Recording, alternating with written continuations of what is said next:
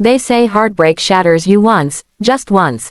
But mine shattered me twice. First, when the man I loved kissed his secret lover on our engagement night. And second, when he realized the woman he betrayed was not weak. She was quietly planning his downfall. Stay till the end, because heartbreak didn't destroy me. It forged me. I always thought life would give me one great love to make up for all the losses I'd suffered. Parents gone too early, childhood spent in a home that never felt mine, smiles practiced like homework. I had learned to survive on silence, on being grateful for half love and borrowed affection. So when Ian came into my life, I mistook gentleness for destiny. He was the kind of man who turned heads without trying. Tall, graceful confidence, the type who never pushed, he simply drew everyone toward him. And I was the girl who always stood one step behind happiness, afraid to reach too far. He reached for me first. I see peace in you, he once said, brushing a leaf from my hair as we sat in the park near my college. And I, foolish in my hunger for belonging, believed every word like it was oxygen. Peace, home, future. Words can be so beautiful when you don't know they're rehearsed.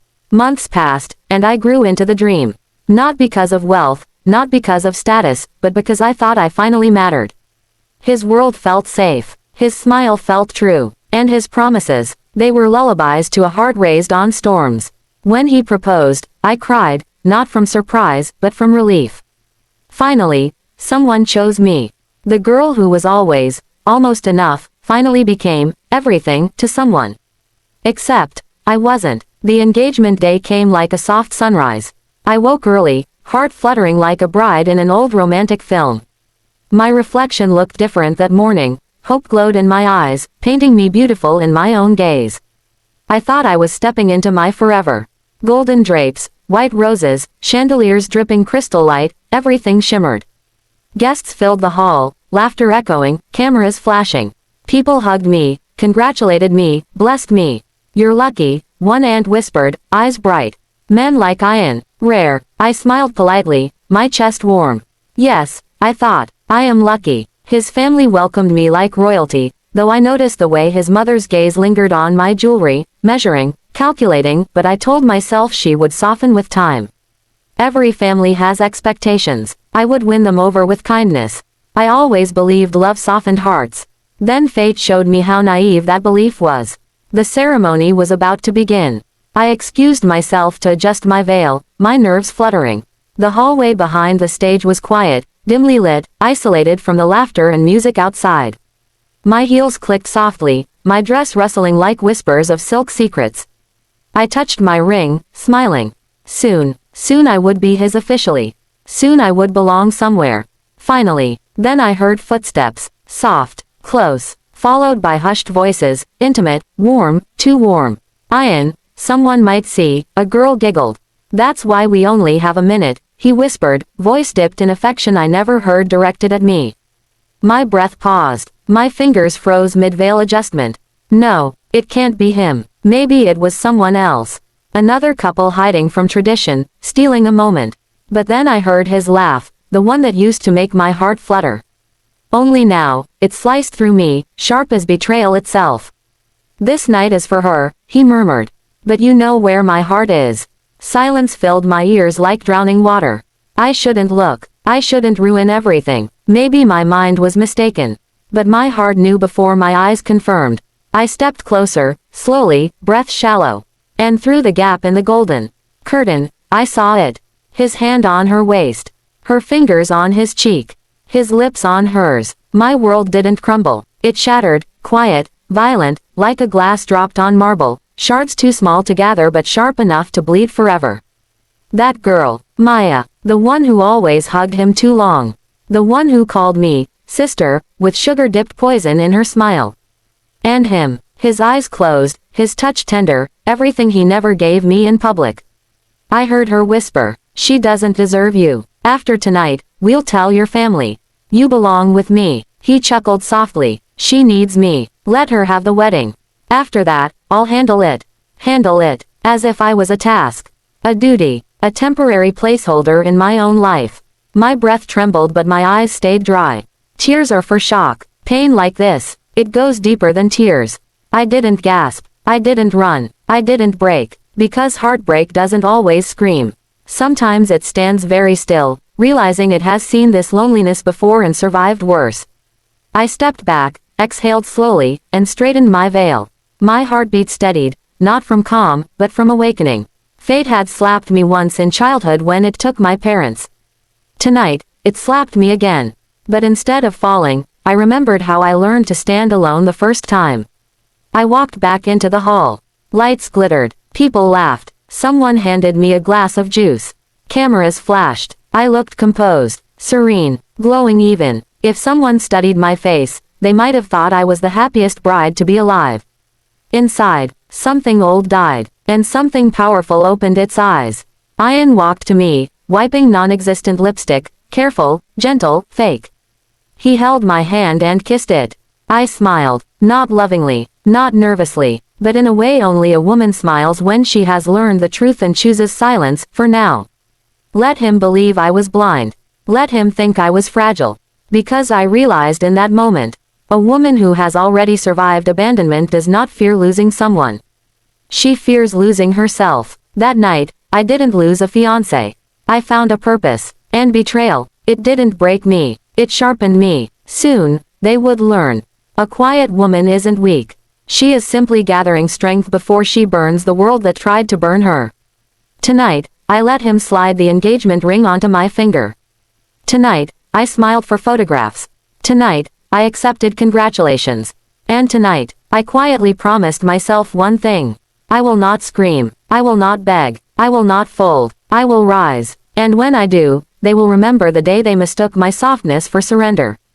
The night wasn't just my engagement. It was the beginning of a storm. A storm wearing gold silk and a calm smile. And they had no idea what was coming. They thought I would cry. They thought I would fight for him. They thought I would shatter quietly like every betrayed woman they had seen. Instead, I smiled, because heartbreak didn't end me. It awakened the part of me that knew how to survive storms. Now watch what silence can do to people who mistake kindness for weakness. The world clapped for our engagement, yet inside me, a switch had flipped forever. People say betrayal changes hearts. But in truth, it reveals them. It showed me who he truly was. And more importantly, who I had become. I wasn't the abandoned little girl anymore, desperate for love. I was a woman who had learned to smile while her heart stitched itself back together with quiet strength. So I didn't confront him that night. Or the next day. Or the next week. Pain teaches patience. Betrayal teaches strategy. I didn't want to ruin the engagement. I wanted to ruin the illusion they believed I lived in. I stayed soft, polite, obedient. My voice never rose. My eyes never betrayed the storm swirling inside. Every time Ian texted that he was busy. Every time he answered calls in another room. Every time he smiled with guilt hidden behind his eyes. I simply nodded. He thought he was safe. He thought he had fooled me. But a man who believes a woman is oblivious has already underestimated her, and lost. Meanwhile, I started gathering threads, quiet, invisible, sharp as glass. Ian's phone once pinged while he showered.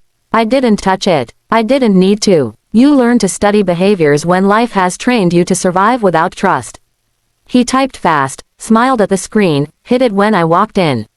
Classic guilt behavior. I didn't need evidence to cry. I needed evidence to destroy. So I watched, listened, stored every secret like pearls on a silent string. I learned Maya's father had business ties with Ian's family. There, friendship, a cover. There, future plans. Transactional. I overheard one of his cousins say, "She's smart. Better match than Maya. Her reputation is clean." And I understood. I wasn't chosen out of love. I was chosen because I looked good in photographs, spoke softly, and didn't come with scandal. I was the respectable bride they needed.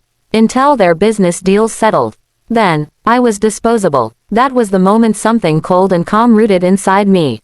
Not hatred, not rage, clarity. I had spent my life wanting love. Now I wanted dignity. And dignity is a powerful fuel. I began crafting my exit, not quietly, but elegantly. No screaming matches. No accusations. Just truth delivered so perfectly that lies had no place to hide. I met Maya unexpectedly at a charity brunch.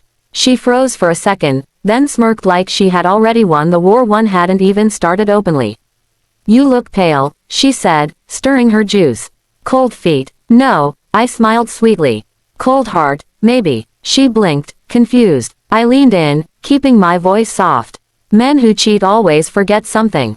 What? She asked, amused. They forget women learn faster than men lie. Her smile twitched. For the first time, she looked unsettled. I didn't wait for her reply. I rose and walked away, heels tapping like calm thunder, announcing a storm she couldn't yet see. 1 week before the wedding, I invited both families for a private dinner. The hall was decorated tastefully, just like the engagement. But this time, the lights felt sharper, as if they knew what truth was about to slice open. Ian sat beside me, fingers interlocked with mine. His hand was warm, but I had never felt colder. Are you nervous for the wedding? His mother smiled. I returned her smile. No, I'm ready for the future. Ian squeezed my hand, relieved. As if the guilt that flickered behind his eyes could rest now. I waited until dessert. Silence was my strongest weapon, and tonight, it was ready to cut. I prepared a small presentation, I said softly. Everyone smiled, expecting a cute slideshow of childhood photos and romantic memories. The screen lit up, not with childhood, not with romance, with truth, their kiss, their whispers, their plans to replace me once their image was secure. Screenshots, audio clips, everything. Gasps filled the room. Someone dropped a glass. Ian froze, face draining of color. Maya's father looked like pride had slapped him across the face. I stood slowly, smoothing my dress. I won't marry a man who needs a second woman to fill his emptiness. Ian shot up. It's not what it looks like. I lifted my palm. Silence wrapped the room again. You mistook my silence for ignorance, I said, voice steady. And my love for weakness.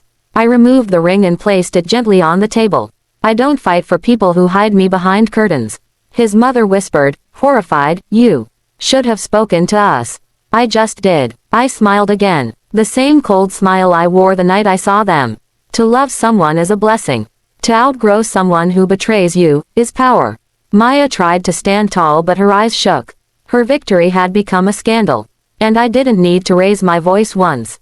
Ian whispered, broken, please, just talk to me. We can fix this. I met his eyes. Broken trust is not a scratch. It's a fracture. And I don't rebuild homes on cracked foundations. Then I left. No tears, no screaming, just the quiet dignity of someone who knows her worth too well to beg. Outside, the night air felt like freedom. Stars looked brighter. My heart felt bruised, but unbeaten. This wasn't the ending of my fairy tale. It was the beginning of my throne. A woman who walks away from betrayal doesn't lose love. She graduates from it. And as I stepped into my car, I whispered to myself. You didn't break me. You taught me to never break for anyone again. Heartbreak didn't destroy me. It crowned me.